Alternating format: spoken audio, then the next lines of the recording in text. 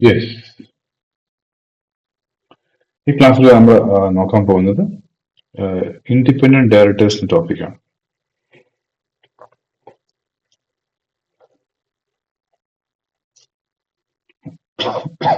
Sorry.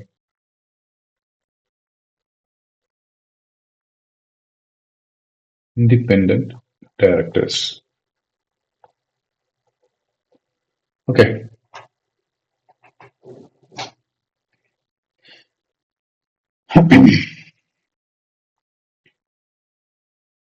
So ഒരു കമ്പനിയിൽ എന്തൊക്കെ തരത്തിലുള്ള ഡയറക്ടേഴ്സ് ഉണ്ടാവും? There will be managing director ഉണ്ടാവും അല്ലെ?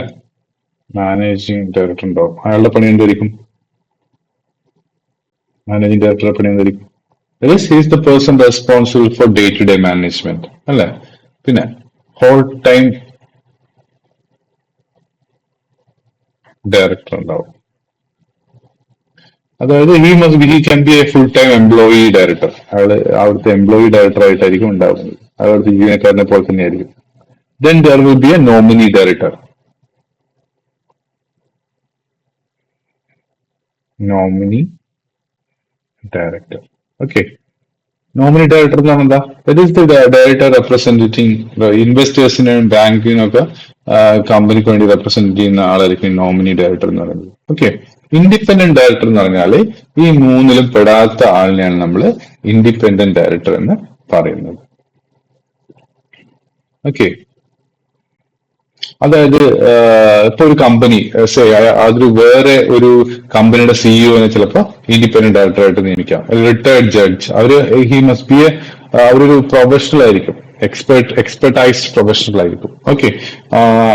അവര് ഒരു സീനിയർ എക്കണോമിസ്റ്റ് ആവാം, അല്ലെങ്കിൽ എക്സ്പീരിയൻസ്ഡ് ബിസിനസ് എക്സ്പെർട്ട് ആവാം, അല്ലെങ്കിൽ അങ്ങനെയുള്ള പ്രൊഫഷണൽസിനൊക്കെ ഇൻഡിപെൻഡന്റ് ഡയറക്ടേഴ്സ് ആവാം.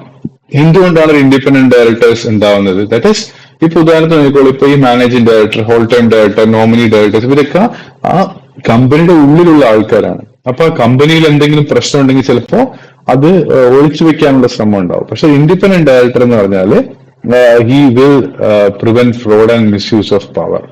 കാരണം അയാൾ ക്വസ്റ്റ്യൻ ചെയ്യും. സസ്പീഷ്യസ് ആയിട്ട് എന്തെങ്കിലും നടക്കുകയാണെങ്കിൽ ഇപ്പൊ അവിടുത്തെ കുറച്ച് ജീവനക്കാർക്ക് കൂടുതൽ ശമ്പളം കൊടുക്കുന്നുണ്ടെങ്കിൽ അത് അവർ ചോദ്യം ചെയ്യും. അതേപോലെ റിസ്കി ആയിട്ടുള്ള സ്ഥലത്ത് ഇൻവെസ്റ്റ്മെന്റ്സ് ആ കമ്പനി നടത്തുന്നുണ്ടെങ്കിൽ അപ്പോഴും അത് ചോദ്യം ചെയ്യും.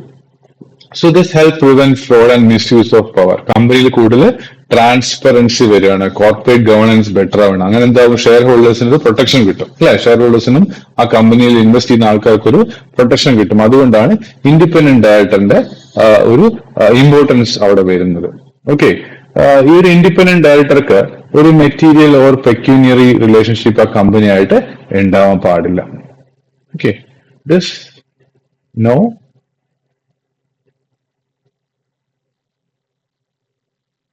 material or pecuniary relationship.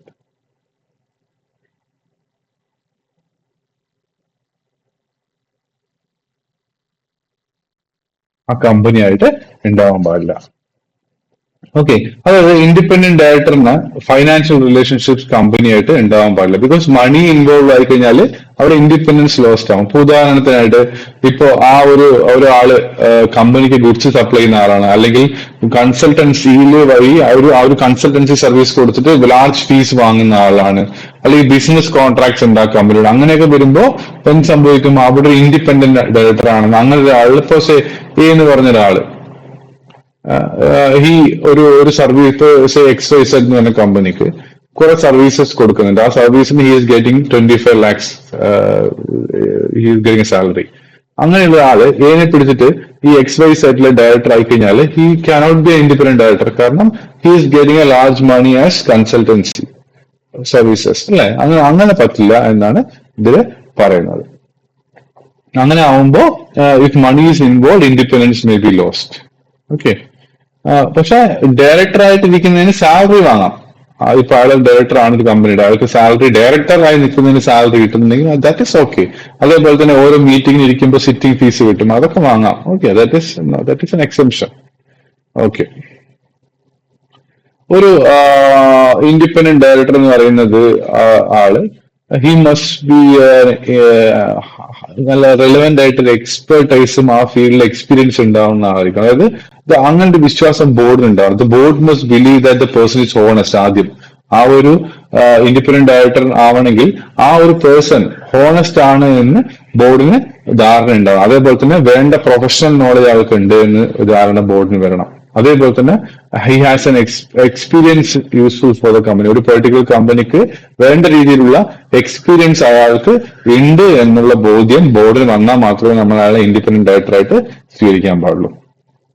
ഇപ്പൊ ഒരു കമ്പനി ഒരു മാനുഫാക്ചറിങ് കാർസ് ചെയ്യുന്ന ഒരു കമ്പനി ആണെങ്കിൽ ഒബ്വിയസ്ലി ഒരു ഓട്ടോമൊബൈൽ എക്സ്പെർട്ടിനെ ആയിരിക്കും ഒരു ഇൻഡിപെൻഡന്റ് ഡയറക്ടറായിട്ട് എടുക്കാൻ ആഗ്രഹിക്കുക, അല്ലെ? അങ്ങനെയാണ് എടുക്കേണ്ടത്. ഓക്കെ, ആയിക്കോട്ടെ. അതേപോലെ തന്നെ he must not be a borrower. ഒരു ആ കമ്പനിയുടെ കയ്യിൽ നിന്ന് പൈസ ലെൻഡ് ചെയ്തിട്ടുള്ള ബോറോവർ ആവാൻ പാടില്ല ഒരു ഇൻഡിപെൻഡന്റ് ഡയറക്ടർ എന്ന് പറയുന്നത്. He must not be a borrower.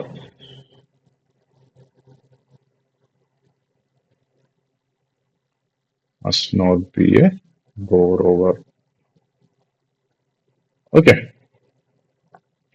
പിന്നെ ഒരു ഇൻഡിപെൻഡന്റ് ഡയറക്ടർ എന്ന് പറയുന്ന ആള് ഒരിക്കലും ആ ഒരു XYZ എന്ന് പറഞ്ഞ കമ്പനി പ്രൊമോട്ടർ ആയിരുന്നു എ എന്ന് പറഞ്ഞ ആളെന്ന് വെക്കുക, അല്ലെങ്കിൽ ഫൗണ്ടർ ആയിരുന്നു എന്ന് വെക്കുക. അയാൾക്ക് ഒരിക്കലും ഇതിന്റെ ഇൻഡിപെൻഡന്റ് ഡയറക്ടർ ആവാൻ പറ്റില്ല. ദാറ്റ് ഈസ് ആ independent director cannot be the founder or promoter of the company. Promoter എന്ന് പറഞ്ഞാൽ എന്താ? This person who forms the company, അല്ല? Because he controls it and he has influence in the management. അങ്ങനെയുള്ള ആൾ വരുമ്പോ he cannot be a independent director of that company. Okay, അതായത് ഇപ്പൊ A ആണ് XYZ എന്ന് പറഞ്ഞ കമ്പനി കണ്ടുപിടിച്ച് രൂപീകരിച്ച് he is the founder, he cannot be independent director, അത്രേ ഉള്ളൂ. ഓക്കെ, അതേപോലെ തന്നെ ഇൻഡിപെൻഡന്റ് ഡയറക്ടർ എന്ന് പറയുന്നത് he must not be a relative of a company promoter or director. XYZ എന്ന് പറഞ്ഞ ഒരു കമ്പനി, അതിലെ ബി എന്ന് പറഞ്ഞ ഒരു പ്രൊമോട്ടർ ഉണ്ടെന്ന് വയ്ക്കാം, അല്ലെങ്കിൽ ഡയറക്ടർ ഉണ്ടെന്ന് വയ്ക്കാം. ഓക്കെ, ആ ബിയുടെ ഹസ്ബൻഡിനോ ബ്രദറിനോ സണ്ണിനോ ഇഫ് ഈസ് എ മാൻ വൈഫിനോ ഒന്നും ഇതിലെ ഇൻഡിപെൻഡന്റ് ഡയറക്ടർ ആവാൻ പറ്റില്ല. ഓക്കെ, ഇതാണ് പറയുന്നത്. Independent director must not be a relative of company promoter or director. ഇത്രയുള്ളത് പറയുന്നത്. കാരണം എന്താ വെച്ചാൽ അങ്ങനെ ഒന്നും എന്ത് സംഭവിക്കുക, അവർ ഉറപ്പായിട്ട് ആ പ്രൊമോട്ടറിന്റെ ഡിസിഷൻസിനെ സപ്പോർട്ട് ചെയ്യും. ഓക്കെ, പിന്നെ അതേപോലെ തന്നെ ഒരു ഇൻഡിപെൻഡന്റ് ഡയറക്ടറിന് ആ ഒരു കമ്പനിയുമായിട്ട് ഫൈനാൻഷ്യൽ ഡീലിങ്സ് പാടില്ല. The person must not have financial dealings with the company. പക്ഷെ ഡയറക്ടർ ആയിട്ടുള്ള റിമ്യൂണറേഷൻ വാങ്ങാം, അല്ലാതെ വേറെ ഒരു ഫൈനാൻഷ്യൽ ഇതും പാടില്ല. ഓക്കെ, മെഷീനറി എന്തെങ്കിലും സപ്ലൈ ചെയ്തിട്ട് പൈസ വാങ്ങുന്ന ആള്, അല്ലെങ്കിൽ consulting contract worth ₹20 lakh and above, consulting ആണെങ്കിൽ 20 lakhs ആൻഡ് എബോ ആണെങ്കിൽ പറ്റില്ല. അതേപോലെ തന്നെ സർവീസ് അഗ്രിമെന്റ്സ് എന്തെങ്കിലും ഉണ്ടെങ്കിലൊന്നും പറ്റില്ല. പക്ഷെ ഡയറക്ടർ സിറ്റിംഗ് ഫീസ് ഒക്കെ വാങ്ങാം. അതേപോലെ തന്നെ ഇപ്പൊ ഒരു എ എന്ന് പറഞ്ഞ ആൾക്ക് XYZ എന്ന കമ്പനിയുടെ ഇൻഡിപെൻഡന്റ് ഡയറക്ടർ ആവണമെങ്കിൽ എയുടെ റിലേറ്റീവ്സിന് 50 lakhs വാല്യൂവിന്റെ മുകളിലുള്ള ഷെയർസ് ഉണ്ടാവാൻ പാടില്ല. ആ കമ്പനിയുടെ ഷെയർസിൽ 50 lakhsന്റെ മുകളിൽ ഇൻവെസ്റ്റ്മെന്റ് എയുടെ റിലേറ്റീവ്സിന് പാടില്ല. If A wants to be a independent director of XYZ എന്ന കമ്പനിയുടെ ഇൻഡിപെൻഡന്റ് ഡയറക്ടർ ആണെങ്കിൽ XYZന്റെ ഷെയർസിൽ 50 lakhsന്റെ മുകളിലുള്ള ഷെയർസ് എയുടെ റിലേറ്റീവ്സിന്റെ കയ്യിൽ ഉണ്ടാവാൻ പാടില്ല. Or 2% of paid up capital അതിന്റെ മുകളിൽ ഉണ്ടാവാൻ പാടില്ല. ക്ലിയർ?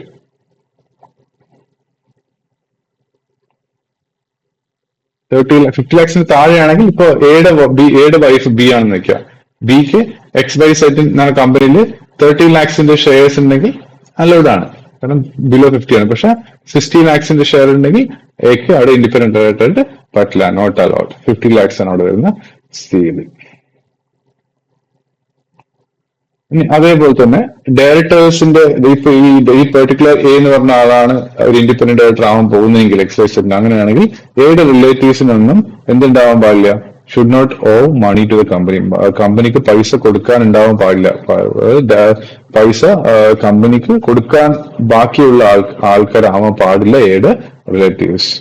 ഓക്കെ, ഇപ്പോ ഈ XYZ എന്ന് പറഞ്ഞ കമ്പനിയിൽ എയുടെ ബ്രദർ സി ഒരു 50 ലക്ഷം 60 ലക്ഷം ബോറോ ചെയ്തു എന്ന് വയ്ക്കുക. ഉറപ്പായിട്ട് എക്ക് അവിടെ ഇൻഡിപെൻഡന്റ് ഡയറക്ടർ ആയിട്ട് പറ്റില്ല എന്നാണ് പറയുന്നത്. ഇനി അതേപോലെ തന്നെ ഇനി വീണ്ടും എ എന്ന് നമുക്ക് എടുക്കാം, താഴെ എടുക്കാം, ഇവിടെ ആകെ എഴുതി അല്ലെ. ഇപ്പൊ എ ആണ് ഇൻഡിപെൻഡന്റ് ഡയറക്ടർ ആവാൻ പോകുന്നത് XYZ എന്ന കമ്പനി. ഓക്കെ, അങ്ങനെ വരുമ്പോ എയോ എയുടെ റിലേറ്റീവോ ഒരു ഗ്യാരണ്ടർ ആയിട്ട് നിന്നിട്ടുണ്ടാവാൻ പാടില്ല. അപ്പോ ഇപ്പൊ കമ്പനി ഒരു 1 കോടി ലോൺ ആർക്ക് കൊടുത്തു? ഫസ്റ്റ് ഈ ഒരു വേറൊരു ഫേം PQR എന്ന് പറഞ്ഞിട്ട് ഫേമിന് കൊടുത്തു എന്ന് വെക്കാം. ഓക്കെ, അവ കൊടുക്കുമ്പോ അതിന് ഗ്യാരണ്ടി ഈ പൈസ വാങ്ങുന്നതിന് ഗ്യാരണ്ടി ആയിട്ട് എയോ എയുടെ റിലേറ്റീവോ ഉണ്ടാവാൻ പാടില്ല. ക്ലിയർ? ഗ്യാരണ്ടി എന്താ? ഗ്യാരണ്ടി പറഞ്ഞാൽ പറയുന്നത് PQR പൈസ അടച്ചില്ലെങ്കിൽ ഞാൻ പൈസ അടച്ചോളാം എന്ന രീതിയിൽ ഗ്യാരണ്ടി എയോ എയുടെ റിലേറ്റീവ്സോ നിന്നിട്ടുണ്ടാവാൻ പാടില്ല. ഓക്കെ, പിന്നെ ഇപ്പൊ വീണ്ടും എക്ക് XYZ എന്ന കമ്പനിയിലെ ഇൻഡിപെൻഡന്റ് ഡയറക്ടർ ആവണമെങ്കിൽ എക്ക് must not have large financial dealings with the company. That is, if transaction exceeds, ഇപ്പൊ ഒരു കമ്പനിയുടെ ടേൺ ഓവർ എത്രയാണോ അതിന് 2% മുകളിലേക്ക് ഒരു എന്താ പറയാ 2% മുകളിലേക്ക് ഒരു ട്രാൻസാക്ഷൻ ആ കമ്പനി ആയിട്ട് ഉണ്ടെങ്കിൽ എക്ക് ഇപ്പൊ XYZ 100 crores ആണ് XYZ മൊത്തം ടേൺ ഓവർ എന്ന് വെക്കുക. അപ്പൊ 2 crores അല്ലേ 2%. അപ്പൊ 2 crores മുകളിൽ ഒരു ട്രാൻസാക്ഷൻ എക്ക് XYZ ആയിട്ടുണ്ടെങ്കിൽ ഇതിനെ നമുക്ക് ഇൻഡിപെൻഡന്റ് ഡയറക്ടർ ആയിട്ട് കൺസിഡർ ചെയ്യാൻ പറ്റില്ല. ഓക്കെ, ഇപ്പോ ഈ ഡയറക്ടർ എ എന്ന് പറഞ്ഞ ആൾക്കൊരു ഒരു ഫേം ഉണ്ട്. ആ ഫേം XYZ റോ മെറ്റീരിയൽസ് ഒരു 3 കോടിക്ക് സപ്ലൈ ചെയ്തെന്ന് വെക്കാം. അപ്പൊ ഇൻഡിപെൻഡന്റ് ഡയറക്ടർ ആയിട്ട് പറ്റും. പക്ഷെ 1 കോടിക്കാണ് സപ്ലൈ ചെയ്തെങ്കിൽ കുഴപ്പമില്ല, 2% താഴെ ആവാം എന്ന് പറയുന്നുണ്ട്.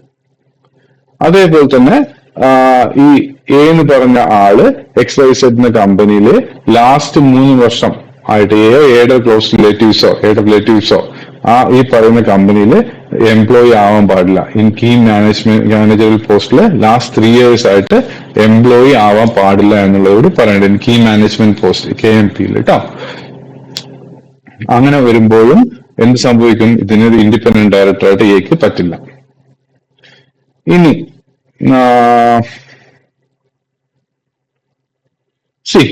XYZ എന്ന് പറഞ്ഞിട്ടൊരു കമ്പനി, അതിന്റെ ഓഡിറ്റ് ചെയ്യുന്നത് ഒരു ABC എന്ന് പറഞ്ഞിട്ടൊരു ഫേം ആണെന്ന് വെക്കാം. ഇനി ആ ABC ഫേം ആണ് XYZ എല്ലാ വർഷവും ഓഡിറ്റ് ചെയ്യുന്നത്. അങ്ങനെ ഓഡിറ്റ് ചെയ്യുന്ന ABC ഫേമിന്റെ പാർട്ട്ണറാണ് C എന്ന് വെക്കാം. C ഓറിജിനൽ അല്ലെ F എന്ന് വെക്കാം. അപ്പൊ ആ Fന് he cannot be a independent director of XYZ. Okay, that is, he cannot be an employee or partner in auditing or consulting firms which is auditing that particular company. അതാണ് അതിൽ പറയുന്നത്. പിന്നെ പറയുന്നത് വോട്ടിംഗ് പവർ റെസ്ട്രിക്ഷൻസിനെ കുറിച്ചാണ്. അതായത് ഒരു voting power ഉണ്ടാവുമല്ലോ ഓരോ ആൾക്കാർക്കും അല്ലെ, ഓരോ കമ്പനിയിൽ. അപ്പോ ഇപ്പൊ എ എന്ന് പറഞ്ഞ ഒരാൾക്ക് XYZ എന്ന് പറഞ്ഞ കമ്പനിയുടെ ഇൻഡിപെൻഡന്റ് ഡയറക്ടർ ആവണമെങ്കിൽ A along with his relatives എല്ലാം കൂടി കൂട്ടിയിട്ട് 2% ഓഫ് വോട്ടിംഗ് റൈറ്റ്സ് XYZ അതിൽ കൂടാൻ പാടില്ല. ഓക്കെ, കൂടുതൽ വോട്ടിംഗ് പവർ ഉണ്ടെങ്കിൽ എന്താ അർത്ഥം? അതിന്റെ ഡിസിഷൻ മേക്കിംഗ് ആൾക്ക് അയാൾ പാർട്ടാണെന്നല്ലേ, അതുകൊണ്ടാണ് അങ്ങനെ വരുന്നത്. Okay, that is, he holds together with relatives 2% or more voting power.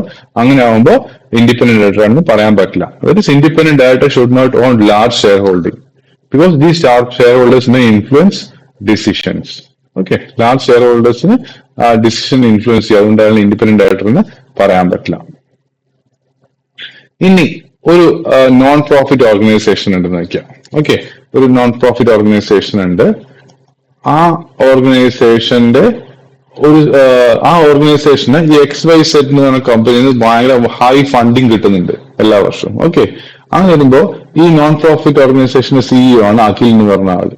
Okay, ഈ ഇവിടെ 50 ക്രോഡ്സിന്റെ ഫണ്ടിങ് എല്ലാ വർഷവും ഈ XYZ എന്ന കമ്പനി ഈ നോൺ പ്രോഫിറ്റ് ഓർഗനൈസേഷന് കൊടുക്കുന്നുണ്ട്. ആ നോൺ പ്രോഫിറ്റ് ഓർഗനൈസേഷന്റെ CEO ആണ് അഖിൽ എന്ന് വെക്കുക. അങ്ങനെ അതിലെ ലീഡറായിട്ട് നിൽക്കുന്ന അല്ലെങ്കിൽ ഹൈ പോസ്റ്റിൽ നിൽക്കുന്ന ഒരാൾക്ക് ഈ XYZന്റെ ഇൻഡിപെൻഡന്റ് ഡയറക്ടർ ആവാൻ പറ്റില്ല. കാരണം അവർക്ക് ഓൾറെഡി ആ കമ്പനിയിൽ ഫണ്ടിങ് കിട്ടുന്നുണ്ട്. അപ്പോൾ ഈ ആൾ ഇൻഡിപെൻഡന്റ് ഡയറക്ടറായിട്ട് അവിടെ പ്രവർത്തിക്കാൻ കഴിയില്ല എന്നാണ് കമ്പനീസ് ആക്ട് വിലയിരുത്തുന്നത്. ഓക്കെ,